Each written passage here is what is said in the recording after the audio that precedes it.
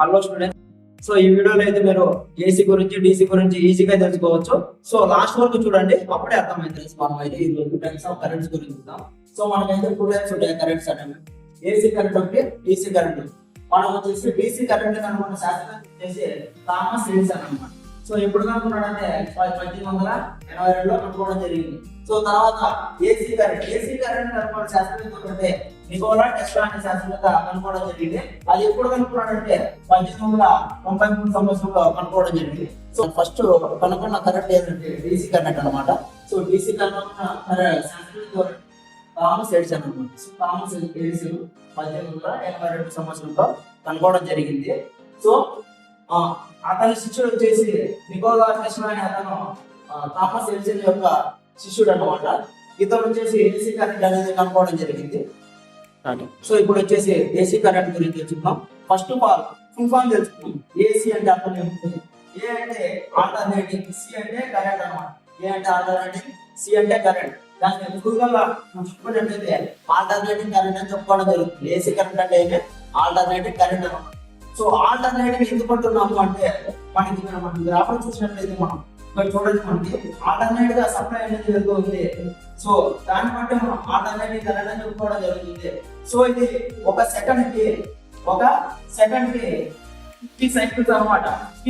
Cycles అనేవి వెళ్తూ ఉంటాయి అనమాట. సో దాన్ని మనం ఇండియన్ ఫ్రీక్వెన్సీ అంటాం. ఇండియన్ ఫ్రీక్వెన్సీ వచ్చేసి 50 హెర్ట్జ్ అంటాం.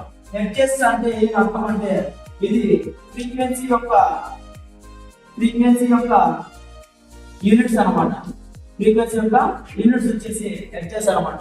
సో దీనికి మెజరింగ్ ఇన్స్ట్రుమెంట్ ఏది వాడతామంటే ఫ్రీక్వెన్సీ మీటర్ అనేది యూజ్ చేస్తాం.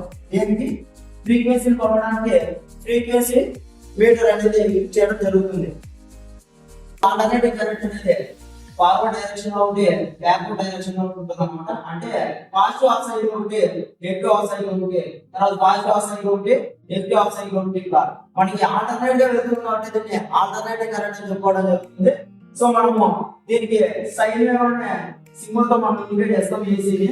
సో ఏసీ వచ్చేసి సైన్ వేవ్ అనే సింబల్ తో ఇండికేట్ చేస్తాము. ఇప్పుడు మనకి ఎగ్జాంపుల్ చూసుకున్నట్లయితే అమ్మీటర్ ఎలా ఉంటుంది? సో ఇలా ఉంటుంది అన్నమాట కంప్యూటర్ అంటే. సో ఇది మీరు ఎగ్జాంపుల్ తీసుకొని చెప్పడం జరుగుతుంది. సో తర్వాత మనం నెక్స్ట్ డీసీ కరెంట్ కి వెళ్ళిపోదాం. సో మనం ఈరోజు డీసీ కరెంట్ గురించి తెలుసుకున్నాం. సో డీసీ కరెంట్ అంటే అర్థం ఏమంటే ఒకే డైరెక్షన్ లో కరెంట్ అనేది ఫ్లో అవుతుంది. సో దానికి మనం డీసీ కరెంట్ అంటాం. సో మన డిఫరెన్స్ చూసుకున్నట్లయితే electric charge can only one direction only, అంటే ఒకే డైరెక్షన్ లో మాత్రమే కరెంట్ అనేది ఫ్లో అవుతుంది. అందుకే మనం డైరెక్ట్ కరెంట్ అనే చెప్పుకోవడం జరుగుతుంది. చూడండి, మీరు ఇక్కడ చూడొచ్చు మనకి. సో ఒకే డైరెక్షన్ లో వెళ్తూ ఉంటుంది అనమాట. సో మల్టీ డైరెక్షన్ అనేది ఉండదు. సో ఇప్పుడు వచ్చేసి difference between AC and DC.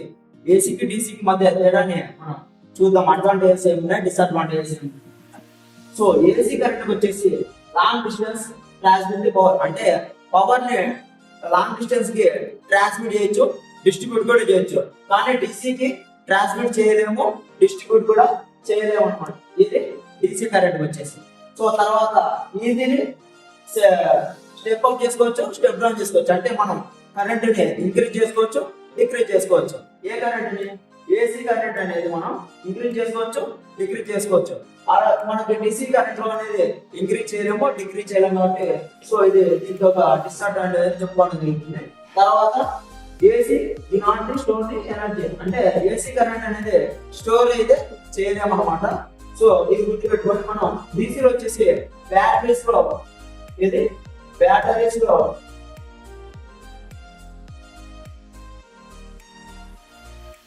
can store the electrical energy, అంటే బ్యాటరీలో అనేది మనం స్టోర్ చేయడం జరుగుతుంది మనం డీసీ కరెంట్ ని. సో ఏసీ కరెంట్ మనం ఎప్పుడు స్టోర్ చేయలేము. సో మనకి ఏసీ కరెంట్ అనేది ఈజీగా డీసీగా కన్వర్ట్ చేసుకోవచ్చు. ఏసీ కరెంట్ ని డీసీగా ఈజీగా కన్వర్ట్ చేసుకోవచ్చు. కానీ మనకి డీసీ కరెంట్ అనేది ఏసీకి కన్వర్ట్ చేయలేము. డీసీ కరెంట్ అనేది ఏసీకి ఈజీగా కన్వర్ట్ చేయలేము. ఏసీ కరెంట్ మాత్రమే డీసీగా ఈజీగా మనం కన్వర్ట్ చేయడం జరుగుతుంది. సో లాస్ట్ పాయింట్ వచ్చేసి హై వోల్టేజ్ రేంజ్ లో మనం ట్రాన్స్మిట్ చేసుకోవచ్చేది ఏసీ కరెంట్ అనేది ట్రాన్స్మిషన్ లైన్స్. సో లాసెస్ అనేవి చాలా తక్కువగా ఉంటాయి ఏసీ కరెంట్ లో. ఒకవేళ డీసీ కరెంట్ లో మనం ట్రాన్స్మిట్ హై వోల్టేజ్ ట్రాన్స్మిట్ చేయాలనుకోండి, సో లాసెస్ అనేవి ఎక్కువ ఉంటాయి కాబట్టి సార్ ట్రాన్స్మిట్ చేయలేము. కానీ ఒకవేళ ట్రాన్స్మిట్ చేయాలన్న అనుకున్నా కూడా మనకి చాలా లాసెస్ అనేవి ఉంటాయి. సో అందుకు మనం డీసీ కరెంట్ ట్రాన్స్మిట్ చేయలేము, ఓన్లీ ఫర్ ఏసీ. సో మనకి చూసుకున్నట్లయితే ఏసీ ఎక్కువ అడ్వాంటేజెస్ ఉన్నాయి. సో ఇది బేసిక్ ఇన్ఫర్మేషన్ అనమాట. సో కొంతమంది తెలిసింది, కొంతమంది తెలియదు, కానీ తెలియని వాళ్ళ కోసం మాత్రం చెప్తాను. మన ఇంట్లో ఏసీ కరెంట్ వస్తువులు వాడుతుంటాము, డీసీ కరెంట్ వస్తువులు వాడుతుంటాము. సో ఏసీ కరెంట్ ఏమేమి యూజ్ చేస్తారో ఒకసారి తెలుసుకుందాము. వాషింగ్ మిషన్ లో మోటార్ ఉంటుంది కాబట్టి ఏసీ అనేది యూజ్ చేయడం జరుగుతుంది, ఏసీ కరెంట్ అనేది యూజ్ చేయడం జరుగుతుంది. సో సీలింగ్ ఫ్యాన్ మనకి పైన ఉంటుంది కదా, సో సీలింగ్ ఫ్యాన్ కూడా వైండింగ్ ఉంటుంది, సో అది ఏసీ అనమాట. సో తర్వాత మోటార్, పంప్ మోటార్, మన ఇంట్లో వాటర్ మోటార్ ఉంటుంది కదా, సో ఆ మోటార్ కూడా మనం ఏసీ సప్లై అనేది ఇవ్వడం జరుగుతుంది. కూలర్ కూడా మోటార్ అనేది ఇవ్వడం జరుగుతుంది, మనం ఏసీ ద్వారానే రన్ అవుతుంది అది కూడా. సో ఇప్పుడు డీసీ వస్తువులు అనేది తెలుసుకుందాం. మన ఇంట్లో వాడే వస్తువులు డీసీ ఏ వాడతామని చూద్దాం. సో మొబైల్ అనేది డీసీ, అంటే బ్యాటరీ అనేది డీసీ కదా. సో డీసీ ఎలా వస్తుంది ఏసీ నుంచి అంటే, మనకి అడాప్టర్ ఉంటుంది కాబట్టి అడాప్టర్ నుంచి కన్వర్ట్ అయ్యి మొబైల్ కి ఛార్జింగ్ పెట్టడం జరుగుతుంది. సో అంటే మనకి డీసీ అనేది కన్జ్యూమ్ చేస్తుంది మొబైల్ అంటే. సో ల్యాప్టాప్ కూడా సేఫ్, మొబైల్ కన్జ్యూమ్ చేసినట్లే సో ల్యాప్టాప్ కూడా మనకి కన్జ్యూమ్ చేస్తుంది. సో ఎలక్ట్రికల్ వెహికల్స్, మనకి ఎలక్ట్రికల్ వెహికల్స్ ఉన్నాయి కదా, సో బ్యాటరీ రన్ అవుతాయి కాబట్టి సో ఎలక్ట్రికల్ వెహికల్స్ కూడా మనకి డీసీ కరెంట్ అనేది వాడటం జరుగుతుంది. ఫ్లాషింగ్ లైట్స్ అంటే మనం వాడతాం torch lights. So torch lights అనేవి డీసీ అంటే బ్యాటరీసే కదా, మనం బ్యాటరీస్ యూజ్ చేసే వాళ్ళు చేస్తున్నాం కాబట్టి సో ఫ్లాష్ లైట్స్ అనేవి అవ్వనమాట. సో ఇప్పుడు వచ్చేసి డీసీ కరెంట్ లో అంటే ఏసీ నుంచి డీసీ కన్వర్ట్ ఎలా చేస్తామంటే ఎస్ఎంపిఎస్ ద్వారా మనం కన్వర్ట్ చేయడం జరుగుతుంది. సో డీసీ వస్తువులన్నీ ఏసీ వస్తువులన్నీ ఇవన్నమాట. సో మనం డొమెస్టిక్ వైరింగ్ లో ఇవన్నీ యూజ్ చేయడం జరుగుతున్నాము. సో ఇంకొకటి వచ్చేసి డీసీ కరెంట్ లో వచ్చేసి, సో మనం డీసీ కరెంట్ అనేది ఫ్యూల్ సెల్స్ లో స్టోర్ చేసుకుంటాము, అలాగే సోలార్ సెల్స్ లో స్టోర్ చేసుకుంటాం, అలాగే బ్యాటరీస్ అనేది మనం స్టోర్ చేయడం జరుగుతుంది డీసీ కరెంట్ అనేది. సో మా వీడియో నచ్చినట్లయితే మీకు షేర్ చేసి సబ్స్క్రైబ్ చేసుకోండి. Thank you.